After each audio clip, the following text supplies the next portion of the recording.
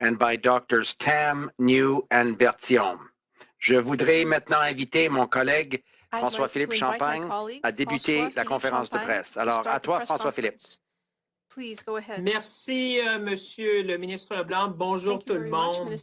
Throughout the COVID-19 pandemic, our objectives have been clear: to protect Canadians, to provide them with safe and effective vaccines and treatments, and to ensure a strong economic recovery. With these goals in mind, we are continuing to work with our international partners to secure enough vaccines for all Canadians to receive their shot by September. And I'd like to take the opportunity to thank all the doctors that we have today, Dr. Tam, New, and Berthiaume, who have done exceptionally well to serve Canadians during these times. But equally important are our efforts to reveal vaccine manufacturing capacity here at home in Canada. And on that front, let me say a few words about some very, very good news we got this morning regarding Canadian drug developer Medicago. The company announced this morning that it has started a late-stage study of its experimental COVID-19 vaccine. The phase 3 trial is expected to involve 30,000 people in some 10 countries, including obviously Canada. This is, of course, great news for Canadians, and also another demonstration of how our investments in Made in Canada vaccine development are showing concrete results for people. You will all remember that last year, our government invested $173 million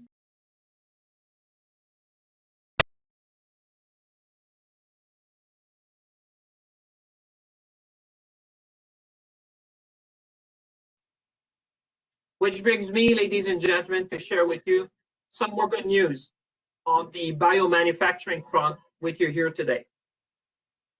I am pleased to announce 3 new investments as part of our domestic biomanufacturing strategy, including supporting a promising therapeutic candidate developed here in Canada. First, we're helping Novacol Pharmaceutical expand their facilities in Cambridge, Ontario, to create a high-speed fill and finish line. As you may know, fill and finish is the packaging stage of the vaccine and therapeutics manufacturing process. We know that Canada has gaps in the availability of this kind of service here in our country.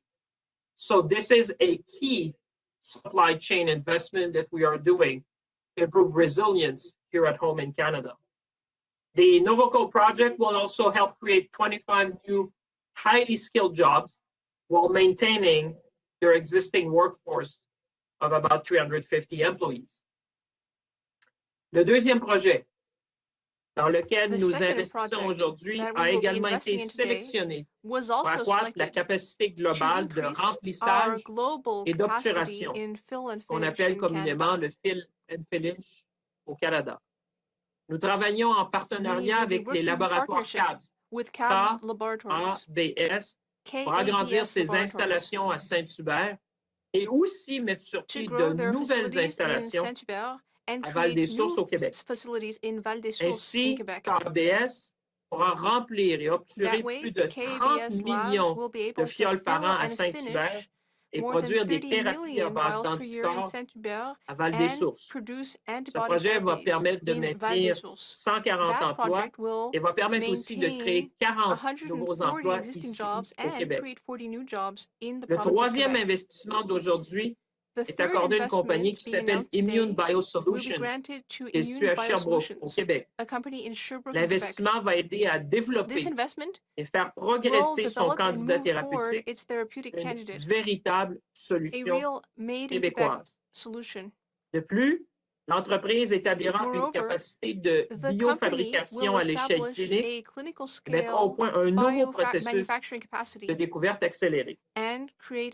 So in addition to these biomanufacturing investments, I am pleased to announce $113 million for the next stage of funding to advance the Made in Canada vaccine and therapeutics projects through the National Research Council Industrial Research Assistance Program, which has been helping a lot of companies across our nation.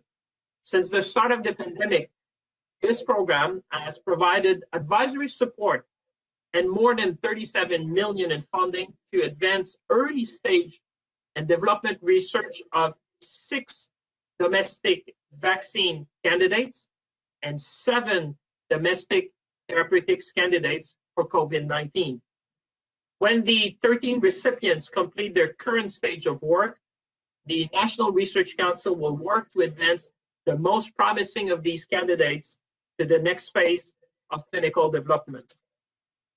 Tous les projets aujourd'hui ont été examinés et recommandés par les experts de nos groupes de travail sur les vaccins et les produits thérapeutiques. J'aimerais profiter de l'occasion aujourd'hui pour les remercier pour leur travail diligent et de continuer de conseiller le gouvernement du Canada dans nos efforts.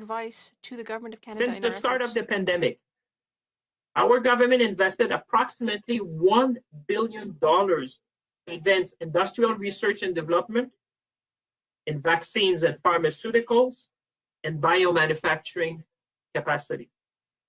Today's announcement is another good illustration of how we are moving forward with our domestic biomanufacturing strategy. It is a strategy which is aimed at reversing a 40-year trend by supporting short-term strategic actions with a long-term vision.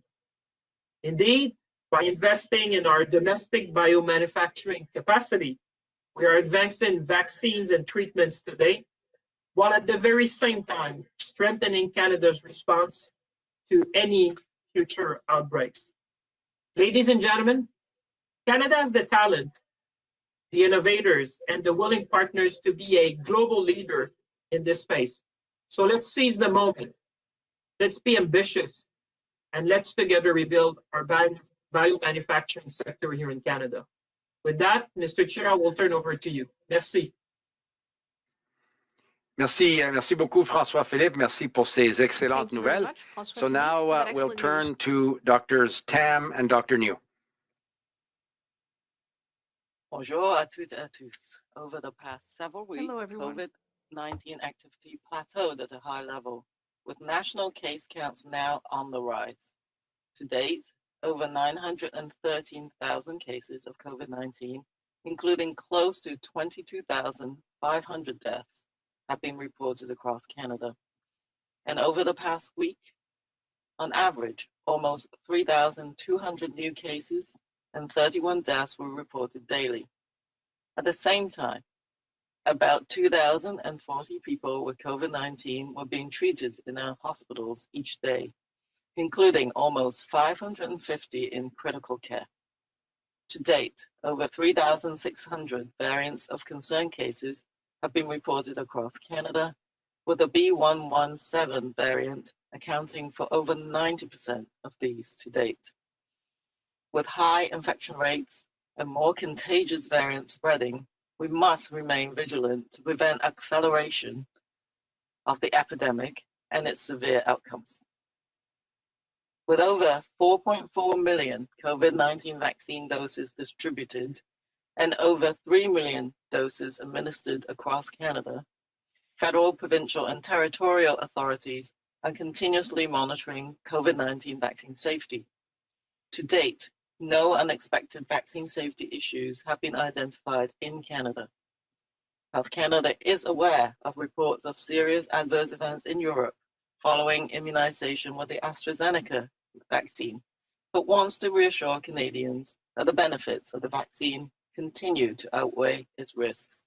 There is currently no indication that the vaccine caused the observed events. Health Canada is continuing to work with international regulators, including the European Medicines Agency, to determine whether there is any need to take action in Canada. At the same time, expert advice on the optimal use of vaccines is being adapted to maximize the benefits of COVID-19 vaccines authorized for use in Canada. Today, the National Advisory Committee on Immunization has released updated recommendations on the use of the AstraZeneca vaccine, including expanding the recommendation for its use from adults aged 18 to 64 years to now also include those aged 65 years and older. As an estimated over 380 million COVID vaccine doses have been administered worldwide, the science is continuing to emerge on real-world use, providing us a greater understanding of the safety and effectiveness of these vaccines across the population. NACI continues to analyze this emerging evidence and will adapt their advice to maximize the benefits of all COVID-19 vaccines authorized for use in Canada, as we aim to protect more people faster, while maintaining the highest standards for vaccine safety and effectiveness. As we all wait our turn to join Team Vaccine, let's continue to cheer from the sidelines and help by remaining vigilant, following public health advice, and keeping up with individual practices that protect us all. Thank you. Bonjour à toutes et à tous. Ces dernières semaines, la transmission de la COVID-19 s'est stabilisée à un niveau élevé, le nombre de cas au pays étant désormais en hausse.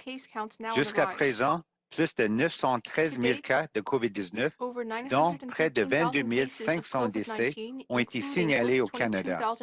La dernière semaine, près de 3 200 nouveaux cas et 31 décès ont été signalés en moyenne par jour. Au cours de la même période, environ 2040 personnes atteintes de la COVID-19 ont été traitées dans nos hôpitaux chaque jour, dont presque 550 étaient aux soins intensifs. Jusqu'à présent, plus de 3 600 cas de variants préoccupants ont été signalés au Canada, le variant B117 représentant à ce jour plus de 90% de ces cas. Compte tenu des taux d'infection élevés et de la propagation de variants plus contagieux, nous devons rester vigilants pour éviter une recrudescence de l'épidémie et des cas graves.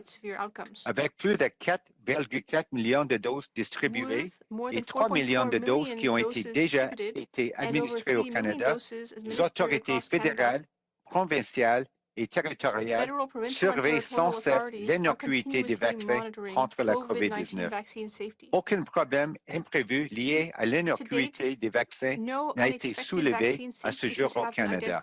Santé Canada est au courant des déclarations de réactions indésirables graves survenues en Europe à la suite de l'immunisation par le vaccin contre la COVID-19 d'AstraZeneca.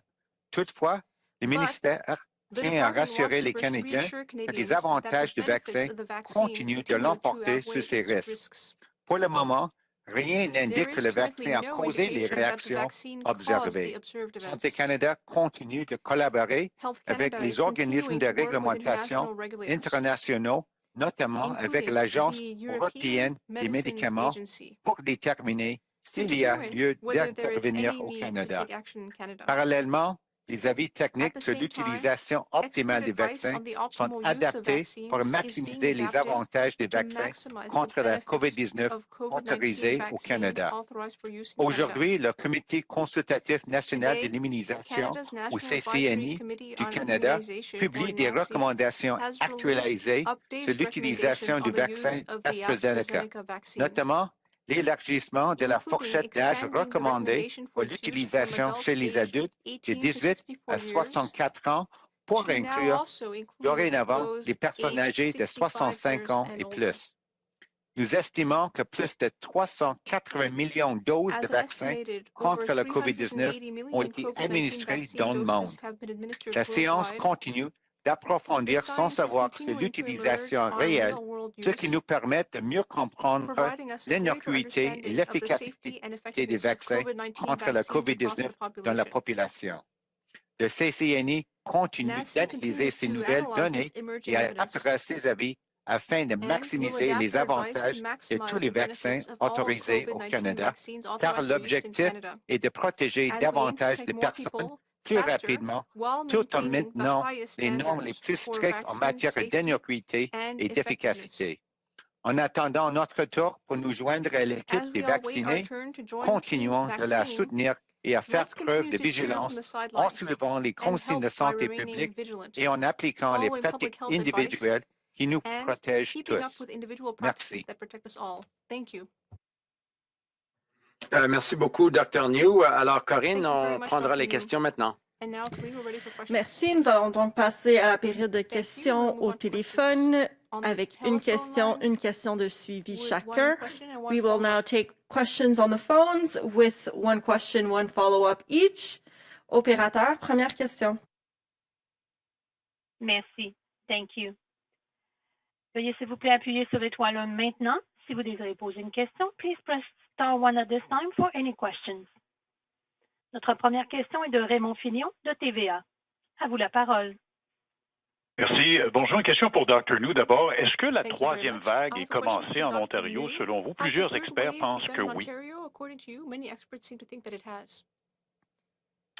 Merci pour la question. Oui, on suit étroitement c'est quoi la situation à l'heure actuelle en Ontario, mais c'est sûr que les cas commencent à augmenter, mais c'est difficile pour moi et je pense que même pour les experts à travers le pays, même en Ontario, pour déclarer une troisième vague.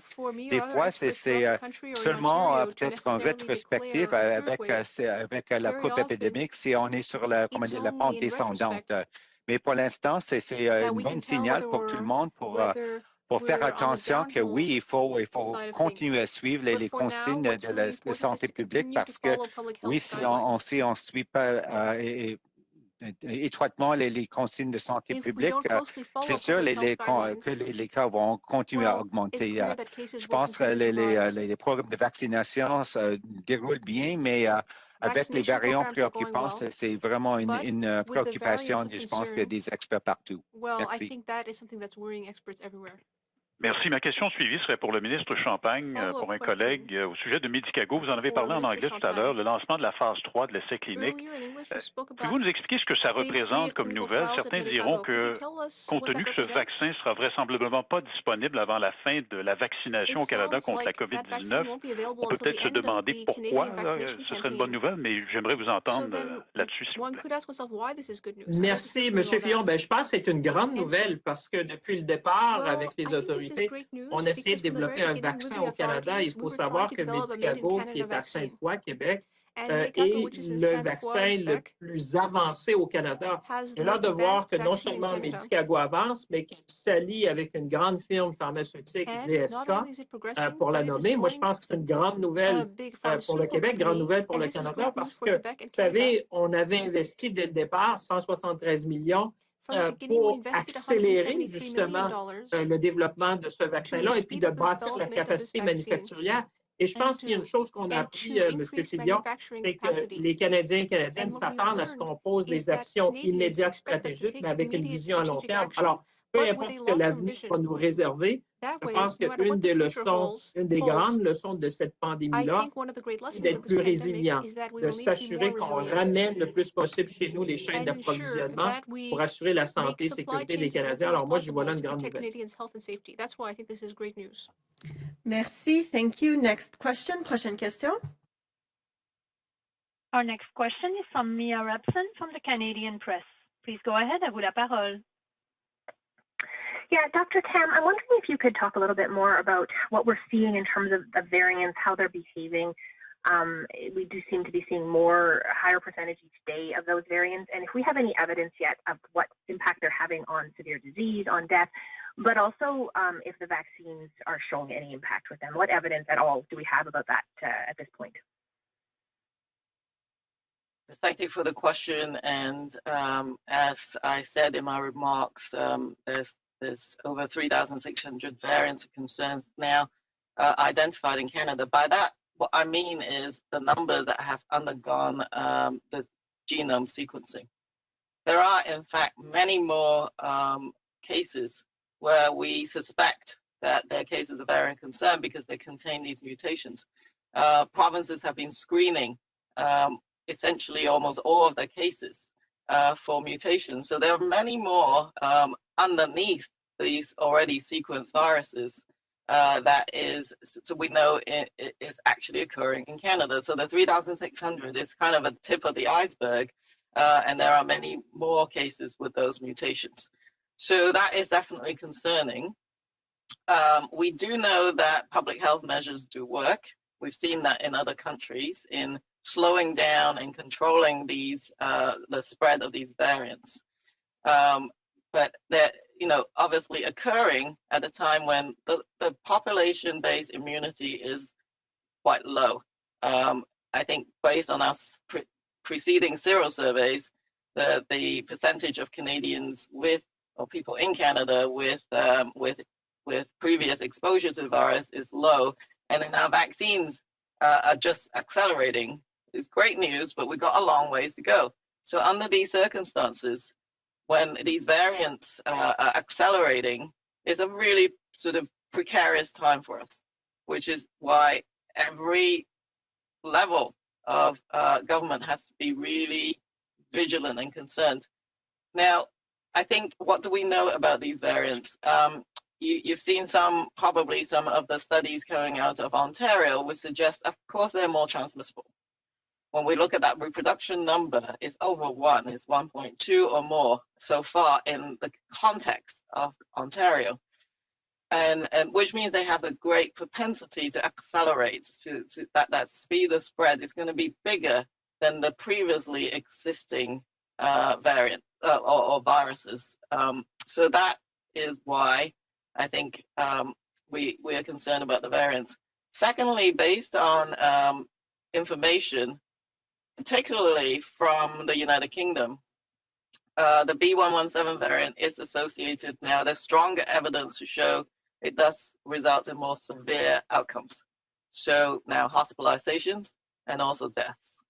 So I think this is why, we're watching, of course, that epidemic curve really carefully, because there is this upswing we're seeing now.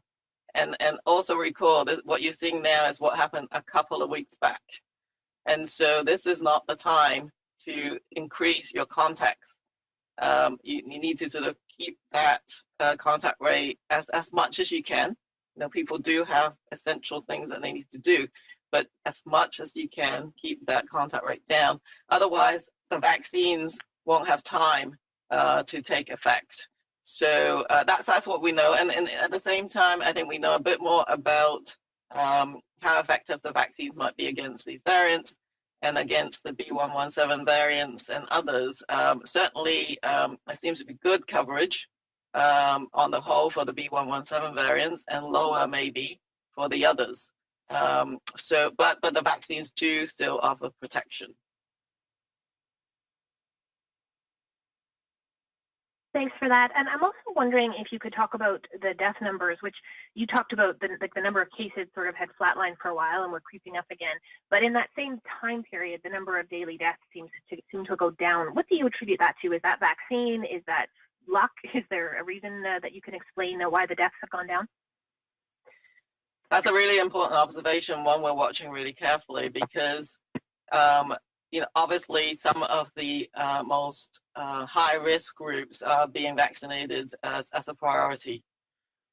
The good news is, based on reporting from the provinces, the rates in the over 80-year-olds have come down below the rates for the other age groups now. That suggests that the vaccines might have a good effect.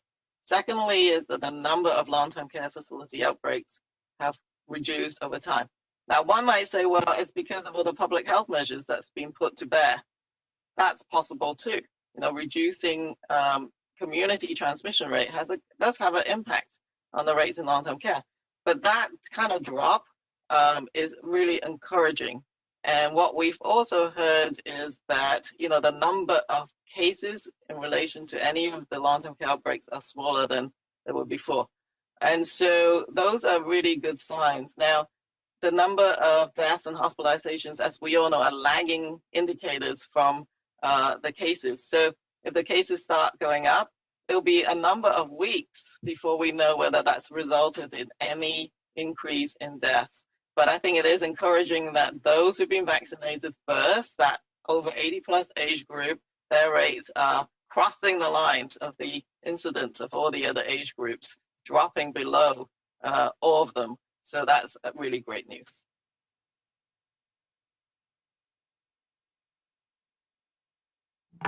Merci, thank you. Next question, prochaine question. Thank you. Merci. Notre prochaine question est de Philippe Vincent Foisy de Radio-Canada. À vous la parole, please go ahead. Oui, bonjour. Ma question pourrait être pour le Dr. New, puis si jamais un ministre qui veut embarquer. À quel point est-ce que vous voyez en Europe avec la suspension du vaccin d'AstraZeneca, ça vous fâche? Parce que vous répétez tout va bien, mais dans la population, il y a de plus en plus de gens qui sont inquiets de ce vaccin-là, des gens qui refusent même de se faire vacciner avec ce vaccin-là lors de la campagne de vaccination. Je sais que vous allez me dire, un vaccin, c'est mieux qu'aucun vaccin, mais ces gens-là, qu'est-ce que vous leur dites pour les convaincre alors qu'en Europe, on dit « Oh, il y a des risques, on est mieux suspendre ». Merci pour la question. Moi, je peux commencer avec une réponse, mais aussi, je vais céder la parole aussi à mon collègue, Dr. Berthiaume de Santé Canada, parce qu'il fait partie de notre système réglementaire ici au Canada. Ce qu'on voit actuellement en Europe, d'après moi, c'est les autorités ont utilisé un excès de prudence pour examiner, analyser qu'est-ce qui se passait avec les cas signalés avec des événements peut-être thromboemboliques. Mais ce que je vois avec les données probantes jusqu'à date, c'est que vraiment le taux l'incidence des événements, c'est pas vraiment différent que de l'incidence attendue pour la population en général. Ça, c'est un aspect. L'autre aspect aussi, c'est ici au Canada, notre vaccin d'AstraZeneca, à l'heure actuelle, vient de l'Inde. C'est complètement une autre, des autres lots qui viennent de notre, usine en Inde. Donc, c'est pas la même chose avec la production, avec peut-être les lots qui font partie d'une enquête en Europe. Donc, ça, c'est le deuxième aspect. Et pour la confiance des Canadiens, moi, je n'hésite pas à accepter n'importe quel vaccin si ce sera mon tour et on offre n'importe quel vaccin. Je pense qu'avec l'approbation des vaccins ici au Canada autorisés et aussi avec l'expérience, même au Royaume-Uni, avec plus de 11 millions de personnes vaccinées déjà, je pense qu'on a une bonne expérience et je pense que les bénéfices, c'est beaucoup plus important que peut-être les cas déclarés jusqu'à date. Mais peut-être Dr. Berthiaume peut ajouter quelque chose. Certainement, avec plaisir. Juste peut-être pour mentionner en complément que Santé Canada suit de façon rapprocher toute la situation de ce qui se passe avec les vaccins en Europe. Ce que je dois dire, c'est que l'Agence européenne du médicament qui a approuvé le vaccin d'AstraZeneca ne l'a pas suspendu. Certains pays ont mis leur campagne de vaccination sur pause en attendant les conclusions de l'Agence européenne du médicament qui investigue actuellement les effets indésirables thromboemboliques puis qui regarde est-ce que ça pourrait être lié aux médicaments ou pas en analysant des cas. Ce qu'on peut dire actuellement, c'est que le taux des cas est plus bas que ce qui serait attendu dans cette population-là, juste sur la base des taux qu'on attend des effets indésirables, pas des effets indésirables, mais des événements thromboemboliques qui arrivent de façon spontanée dans une population. Donc, l'analyse préliminaire actuelle est très rassurante. Je peux dire aussi que l'Agence européenne du médicament a tenu une conférence de presse ce matin, réitéré sa confiance dans le vaccin d'AstraZeneca et a encouragé les différents pays à continuer à l'utiliser dans leur campagne de vaccination. Il va y avoir une réunion de suivi jeudi avec plus d'informations relatives à l'évaluation de l'Agence européenne du médicament, mais actuellement, sur la base des données qu'on a au Canada et sur la base de l'évaluation que l'Agence européenne du médicament a fait, ça continue d'être sûr et efficace d'utiliser le vaccin d'AstraZeneca. En suivi, j'entends ce que vous dites. Mais il y a des gens qui ont des craintes sur le fait que les vaccins ont été produits très rapidement, pour le fait qu'il y a des possibles effets secondaires comme on voit en Europe. Je comprends l'argument rationnel là, pour dire faites-vous vacciner, le vaccin est sécuritaire, mais j'aimerais ça comprendre plus la stratégie, plus c'est quoi comment vous allez faire pour convaincre ces gens-là qui vont se faire vacciner et qui décident de ne pas finalement recevoir l'injection d'AstraZeneca. Vous pouvez me le répéter à moi, là, mais je pense que le gouvernement, ce que Santé Canada, ce que l'Agence de la santé publique va faire dans les prochaines semaines pour convaincre les Canadiens qui ont des craintes. Si je peux commencer, peut-être que Dr. Nou va vouloir compléter, mais je pense que l'approche qu'on prend, c'est une approche d'information, de transparence. Toute l'information sur les évaluations des vaccins sont disponibles en ligne. Je pense que le remède à l'inquiétude et à l'hésitation par rapport au vaccin, c'est l'information. Puis c'est vraiment ça qu'on veut faire, c'est mettre l'information de l'avant pour rassurer les gens. C'est sûr que des fois, des cas anecdotiques d'un effet indésirable lié à un produit de santé peuvent déclencher des inquiétudes. C'est sûr qu'il faut garder en tête qu'actuellement, il y a un focus médiatique planétaire sur les effets indésirables des médicaments. C'est sûr que quand on commence à penser que quelque chose, qu'un produit de santé peut être lié à un effet indésirable, on se met à faire toutes sortes de liens qu'on n'aurait peut-être pas fait si on n'avait pas eu ce lien-là en tête initialement. Donc, tout ça a créé, je pense, beaucoup d'inquiétudes par rapport au vaccin d'AstraZeneca. Ce que je peux vous dire, par exemple, c'est qu'en Angleterre, dans le Royaume-Uni, en fait, 11 millions de doses ont été administrées de vaccins d'AstraZeneca, puis un grand nombre aussi de doses de Pfizer. Les effets indésirables thromboemboliques ne sont pas différents entre Pfizer et AstraZeneca. Alors, il y a beaucoup d'inquiétudes autour du produit d'AstraZeneca. Il y a une investigation actuellement en Europe sur peut-être certains types de cas un peu plus rares, puis on va voir, mais on parle vraiment de cas extrêmement rares, mais actuellement, sur la base des informations disponibles, je pense que c'est important de réitérer ce message-là. Il n'y a pas d'inquiétude spécifique liée à des risques thromboemboliques avec le vaccin d'AstraZeneca. Comme le Dr. Nou a dit, il y a plusieurs pays européens qui ont pris une approche de prudence, peut-être en voulant rassurer leur population et en voulant s'appuyer sur l'évaluation de l'Agence européenne du médicament. Mais actuellement, sur la base des données colligées par l'Agence européenne du médicament, il n'y a pas de nécessité d'avoir d'inquiétude par rapport au vaccin d'AstraZeneca. Puis, si Santé Canada obtient des informations ou puis on est en contact régulier avec l'Agence européenne du médicament à l'effet qu'il y a un risque particulier avec le vaccin d'AstraZeneca, on va rapidement prendre des actions réglementaires, que ce soit rajouter de l'information, aviser les Canadiens, prendre des mesures nécessaires s'il y a quoi que ce soit qui devient concluant au niveau du profil d'effet indésirable. Mais actuellement, l'information qu'on a, puis c'est la position non seulement de Santé Canada, mais de l'Agence européenne du médicament, de l'Organisation mondiale de la santé, de l'Agence réglementaire du Royaume-Uni, c'est que les bénéfices des vaccins, incluant le vaccin d'AstraZeneca, l'emportent grandement sur tout risque qui pourrait être associé au produit. Bien, merci.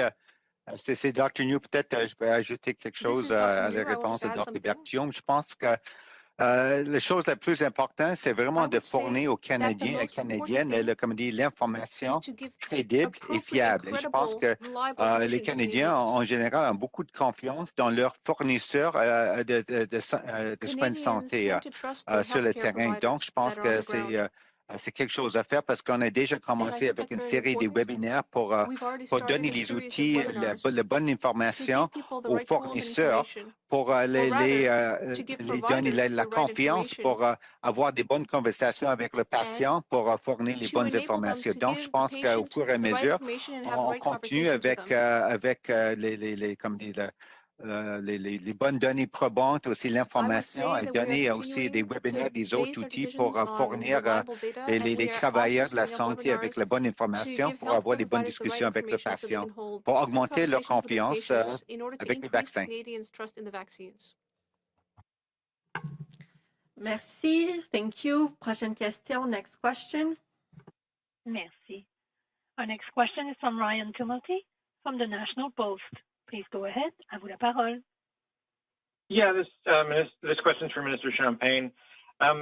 Two of the big announcements that you're making today are in fill and finish facilities, which, while great, aren't really the whole vaccine manufacturing chain. Are you concerned that even with all these investments, we still don't really have a full manufacturing industry for vaccines in Canada? Well, thank you for the question. Obviously, we'll continue to invest. You know that the mission we have put ourselves is to be more resilient. You know, we've invested in a number. I mean, you have to understand when we started that, and I want to give kudos to Dr. Tam and Dr. New and Dr. Berthiaume, but there was like some 324 vaccine candidates, or 200 something. They can be specific on that.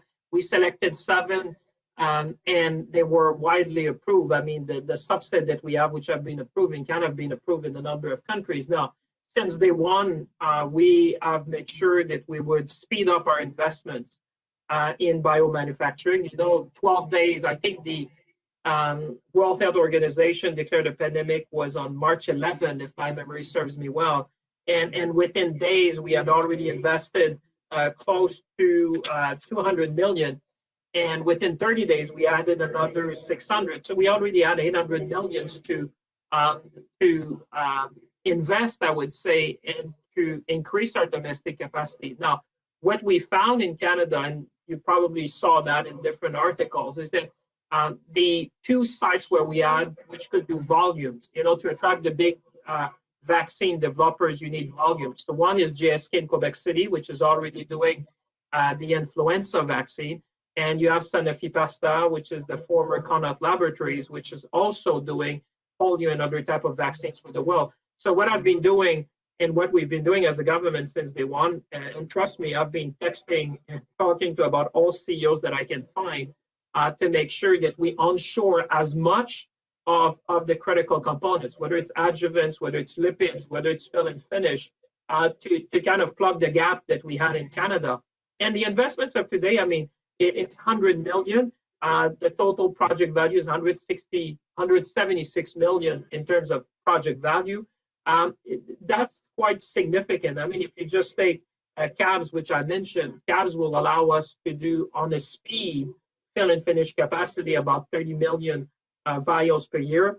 And we're going to continue with Medicago. I had a chat with the CEO. We're trying to accelerate whatever could be accelerated in order to have them come to production as quickly as possible. And Novavax, with the Royal Mount facility, with the National Research Council, we're still on track to finish construction by the end of the summer. Then obviously we have commissioning and good manufacturing practices by Health Canada to be in a position to produce vaccine by the end of the year. So I would say we're firing on all cylinders to attract as many vaccine candidates which have been recognized to establish themselves in Canada. And one of the key components to do that, I would say, is the fill and finish capacity. And we're looking across the country. Now you've seen 3, but I can tell you we're at least talking to many more in all parts of the country to rebuild the ecosystem. Yeah, and just as a follow-up, we've heard a lot from the pharmaceutical industry in Canada that beyond these investments, that the climate here is just not great for them, that from patent protection to their ability to sell to multiple, the drug prices are kept low because there's so few buyers, and some other issues around that. Are you looking at some of those structural problems, the patent protections, the tax changes, things like that, to maybe attract more of an industry here? Thank you for that. Yes, I've heard some of that, but what I remind them is that the world is facing a health emergency.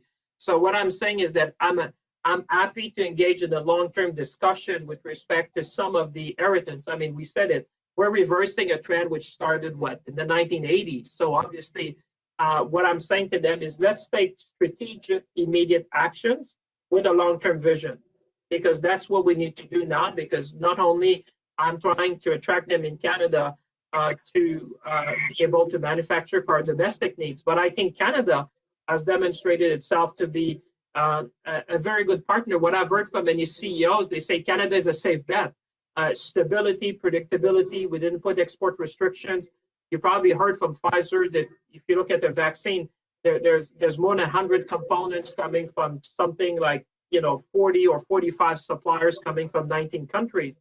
So obviously these companies are very keen and that they can establish their presence in places which have been stable, predictable, and making sure there's no too much encumbrance on their supply chain. So I think because of the human capital, because of the investment in research, I think that what I'm saying to them is let's rebuild the ecosystem step by step. I hear you, and we should as a country and as a nation, but we can also at the same time take immediate strategic actions that will help to rebuild the ecosystem. And some of what you see this morning is that, and I can assure there'll be more to come.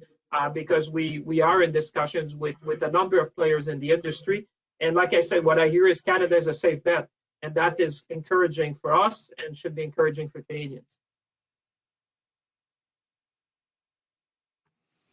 Merci, thank you. Prochaine question. Next question. Thank you. Merci. The next question is from Glenn McGregor from CTV News. Please go ahead. Your line is now open. La parole est à vous. A question for Dr. Tam about the situation in Thunder Bay, Ontario. It now has the highest per capita number of cases booming there. And I'm just wondering, is public health monitoring that situation in Thunder Bay?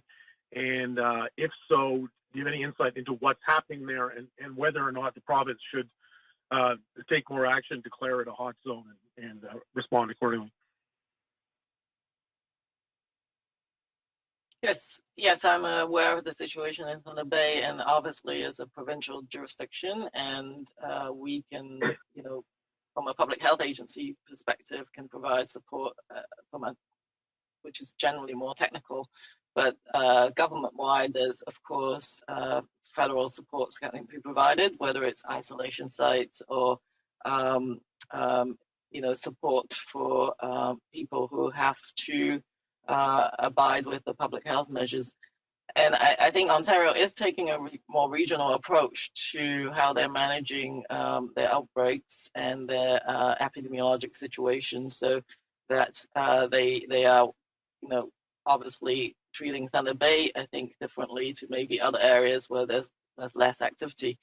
I think the other sort of key message about what's happening in Thunder Bay is that one is, areas that were less affected in the past can easily become the next hotspot. So I think that's definitely something to be conscious of. The other thing is that there are a number of vulnerable settings in whether it's congregate living or shelters or other more vulnerable settings, which you got to give them as much support as possible because it actually has community impact as well. It's not just these viruses know no borders, and if it affects certain high risk and vulnerable groups, is going to impact the rest of the community. So as much help as you can provide in that context, the better. And obviously with the vaccinations in Thunder Bay and elsewhere, that has got to sort of continue as fast as possible. But I don't have specific details as to what supports we may have already provided, but those are the general things that the federal government can help with. But yeah, I mean, I think at these, and any place could become a hotspot. And the key, again, is to act fast so that you can get out of that crisis situation fast. Okay, thank you. Question for Minister Champagne. And Minister, I hope you won't mind me asking about your previous position. But when you were foreign minister, were there any efforts made to repatriate Canadian children in Syria? And wonder if Canada, should it be following the European Union's model more aggressively and directly trying to bring Canadian children back to Canada, especially if we're hearing reports there's one there who's only 2 years old. I just wondering what your thoughts on how actively the government was trying to do that when you were foreign minister, and whether or not that approach should be changed.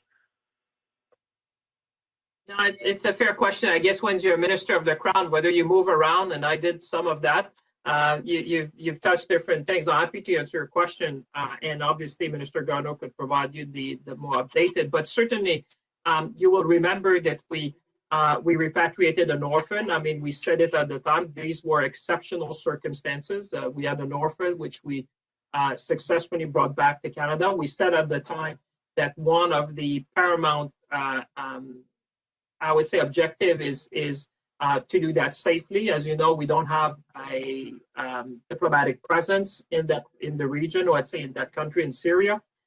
So we have a duty of care to our own employees when it comes to providing consular assistance. In that particular case of the orphan, we mounted a very complex operation with the help of the local authorities. These circumstances were exceptional. Like I said, this was an orphan who was in a camp, and we were able to do that.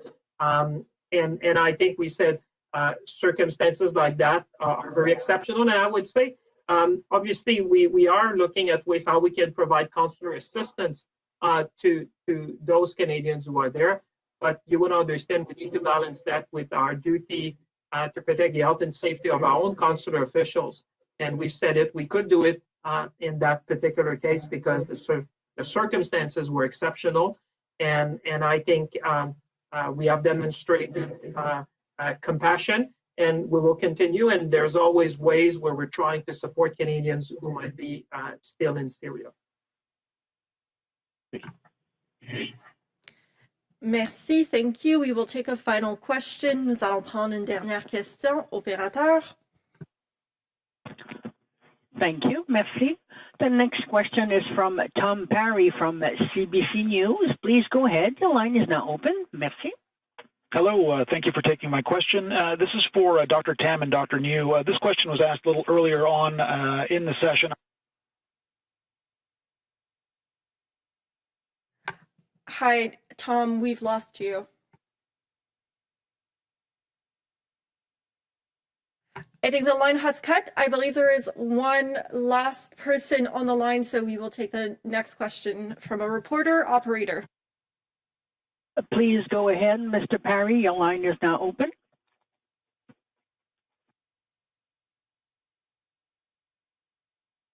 Hello, this is a question for Dr. New and Dr. Tam. I'm not sure if you can hear me. I'm trying to find out whether you think a third wave is underway in Ontario.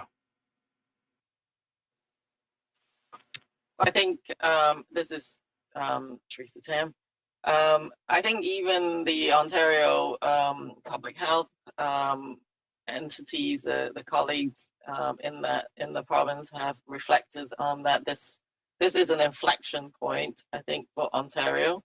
After descending on the epidemic curve for that sort of second wave, if you like, haven't even got to the bottom of that second wave, obviously, that they could now be at the inflection point into a phase of resurgence. And that variants may well be playing a part in driving acceleration in the days to come. What actually happens thereafter, from this point on, then depends on the actions that are taken as to whether this is a little bump or whether things might take off. So you've probably heard their statistics on the fact that there may be 40% of the cases are now due to variants of concern with increased transmissibility. So I do think that this is a really, delicate point. And if the public health infrastructure, the testing, the tracing can't keep up with the acceleration, and particularly if there's an inkling of increased hospitalizations, then they will have to adjust their measures accordingly.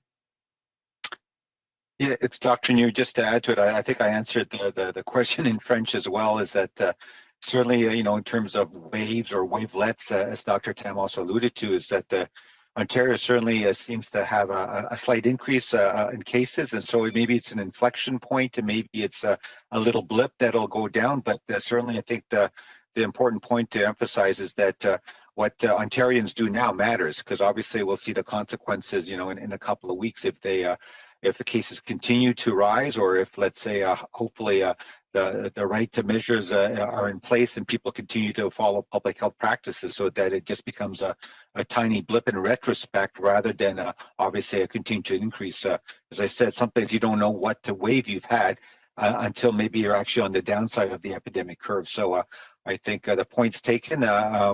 I think everyone's aware that the variants, especially in Ontario, are continuing to continue to become a greater proportion of the cases that are reported, and it's something I think that bears watching. And certainly, I think vaccination is as it unfolds is a good sign. But in the meantime, as we've stressed numerous times, people need to understand and appreciate that the following local public health measures and individual practices is key at the present time.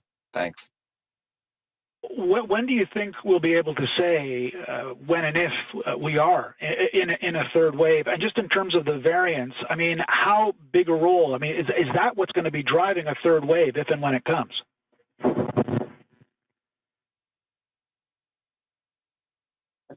Teresa Tam, I think they will play a key role as I said, in the Ontario context. You've seen the variants taking a bigger and bigger part of the pie chart, if you like, of what's happening in Ontario.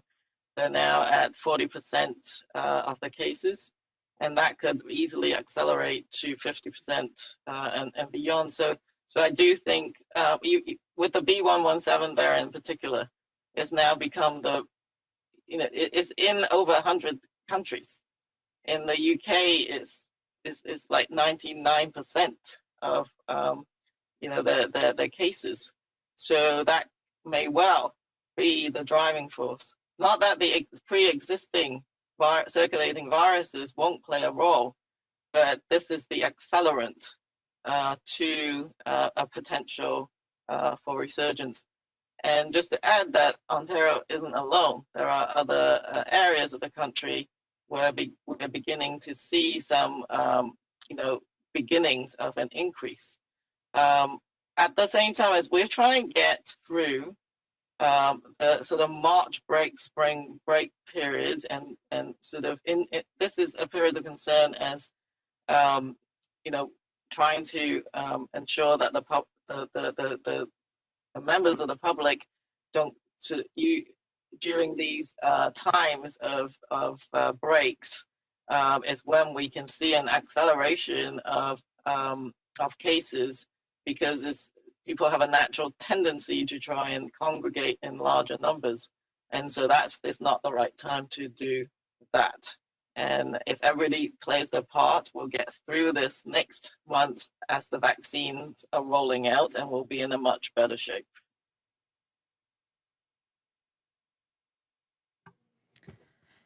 Merci. Ceci me fait la conférence de presse d'aujourd'hui. Thank you, everyone. This puts an end to today's press conference. Merci, au revoir.